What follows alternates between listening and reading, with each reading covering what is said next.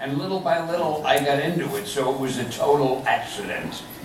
But I wouldn't know what to advise somebody. I would think, find out what it is you want to write the most, and find out who publishes or buys those kind of stories, and try to write a story that you think they would like and send it to them.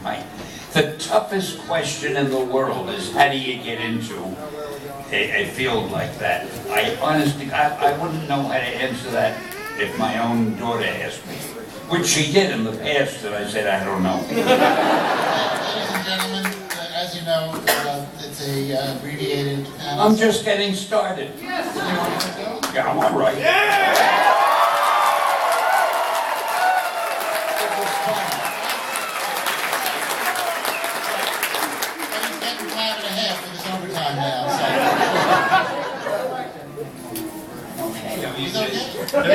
Does somebody else want to go?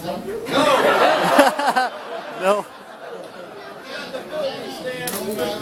Okay, so wait, the end is off. This is easier than working, I'll tell you.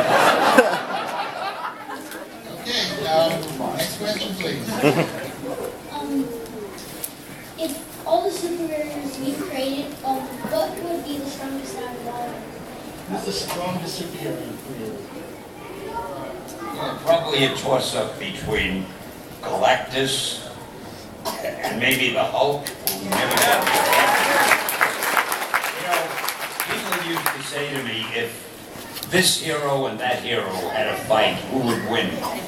And I always used to give the same answer. It depends on who's writing the story. You see, these are fictitious. Sorry.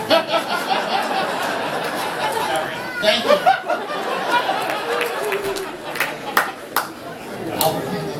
Who's next?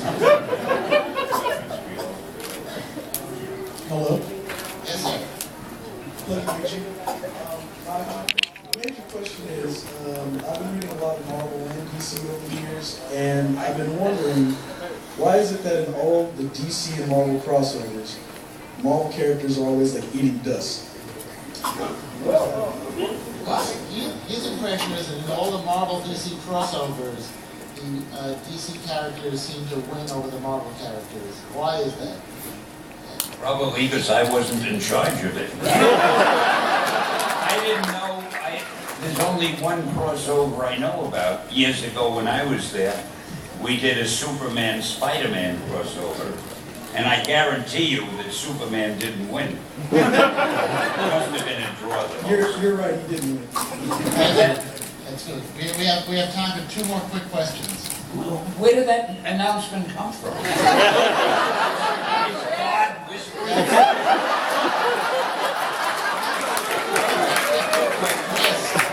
That's not the scariest thing God says to me. Yes, who's next? How did you get the idea of creating Marvel? How did you get the idea of creating Marvel? Well, if you mean the name Marvel, we were called Atlas Comics. I don't think that's what you meant though. And when I did the Fantastic Four, the book started selling well and everything, I figured we ought to change the name of the company, get something better than Atlas. I love advertising. And I thought, let's get a name you could use in ads. And I thought of Marvel, which had been the title of the first book my publisher ever published a million years ago. 75 years ago, is that? That what it was, called Marvel Mystery Comics or something. It featured the Submariner and the Human Torch, which I did not create. So I said, let's call it Marvel, because then I could use expressions like, make mine Marvel, and welcome to the Marvel Age of Comics. I mean, I love phrases like that. Now, I'll tell you a funny thing about that. When we changed our name to Marvel, DC was called National Comics. So they must have felt, hey, if they're changing their name, let's change ours. Now, National is a perfectly solid, good, respectable name. They actually paid somebody to do research and find a good name for them, and that somebody came up with DC. So we were, welcome to the Marvel Age of Comics, and they were, read DC. I don't know. They were no competition. They're friends of mine. Raising my hand, tell me one more question. So who's next?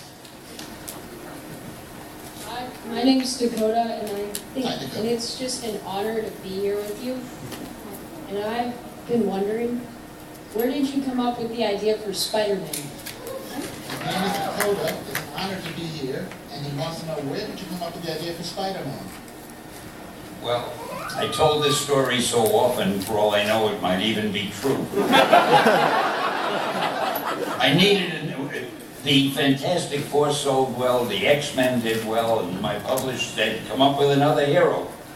I wanted to keep my job. So I started thinking, I saw a fly crawling on the wall. And I thought, boy, wouldn't it be cool if a superhero could stick to walls like an insect? No, I'm lying. I couldn't have said, wouldn't it be cool? I don't think the word cool, I think I probably said, wouldn't it be groovy? Anyhow, to make a long story short, I went to my publisher and I said, I got an idea for a character. I'll call him Spider-Man.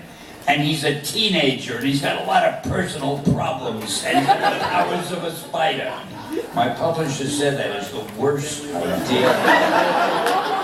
Said, first of all, people hate spiders. You can't call a hero Spider-Man. Secondly, he can't be a teenager. Only sidekicks are teenagers. And thirdly, he can't have personal problems. He's supposed to be a superhero. And this went on and on. So I published the story myself in a book that we were going to kill. When you're killing a book, nobody cares what you put in the last issue. So I threw Spider-Man in, I had Ditko draw it, and I put it on the cover. The book sold like crazy.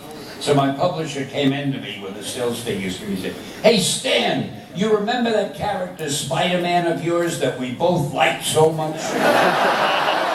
I swear. I said, let's do a series, and that's how it happened. Thank you, ladies and gentlemen.